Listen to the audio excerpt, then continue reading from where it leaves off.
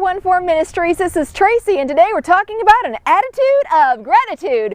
We're going to be in Luke chapter 17, verse 17. But what's happening coming up to this verse? Jesus is coming up on this town, okay? And there's a colony of lepers. So what is a colony of lepers? Well, they have leprosy. It's a terrible disease, and it's contagious. And by law, they're not supposed to go near people. They're supposed to announce, unclean, unclean. So that's why they're not getting near Jesus, but they're crying out for mercy, wanting him to cleanse them. They say, "Oh, Master, please have mercy on us." And then Jesus says, "Go and present yourself to the priest. You're cleansed." And so they run. And they were healed. So because they went off to the priest and they realized they were healed. One of them, when he realizes this, he looks, he's like, "Oh my!" He runs back to Jesus to thank him. He throws himself on the ground. He says, "Thank you so much." So Jesus says this in verse 17. Jesus asked, "Were not all 10 cleansed? Where are the other 9? See, we might be asking things from the Lord, but we're never saying thank you. And this particular verse here shows us Jesus likes a thank you now and then too. For you and I, this shows that we're constantly asking the Lord for something. "Oh, Lord, please help me in this situation. Oh, Lord, please just get me out of this one." But then when he does, we forget to say thank you, or we don't even think about saying thank you. We're just so glad it happened, and we're just like, "Oh, well, what a fluke that was." That wasn't a fluke. That was the Lord answering your prayers, and you don't have the heart to say thank you. The gratitude attitude, it's gone. And you know what? This is a generation of entitlement where I deserve, it's me, myself, and I, and I deserve this. Well, that's my right to have that over there.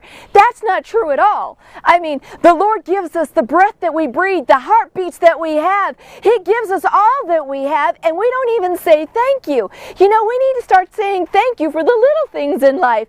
I woke up this morning. Well, thank you so much, dear Lord. Every day is a wonderful day. For he says, "This is the day that the Lord has made.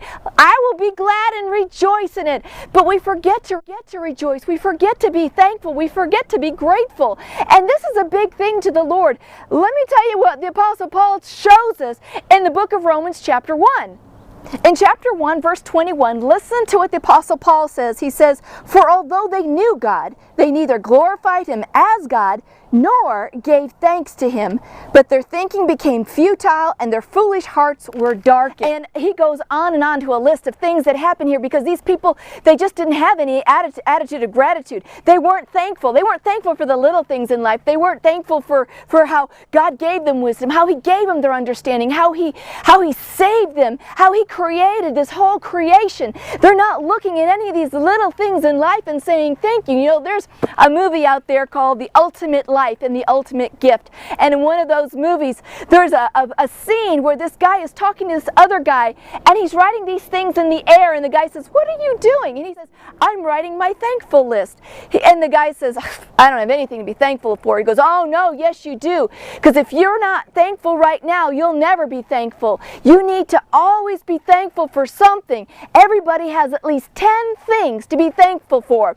And if you're not thankful, if you don't have that attitude of gratitude, start today. Look around at the wonderful things that the Lord has provided to you. Sure, we can all look at the bad things in life. It's real easy to look at the negatives. What it does take, a person who's a real victor, a person who's optimistic, can look and see the positive things that the Lord has given them. Champion, because they're saying, "Lord, you've given me breath to breathe. Lord, you have given me the beats in my heart. Lord, right now he's given me the ability to walk and to stand and to talk." There are some people who don't have that ability. "You've given me eyesight. I can see, Lord. I can hear, Lord. I can smell and taste. I thank you for all these things."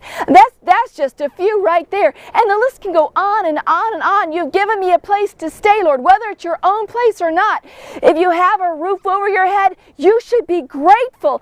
And even if you don't have transportation, you still have your 2 feet if they work okay. You can walk, you can get places. Maybe you have a friend who can take you someplace.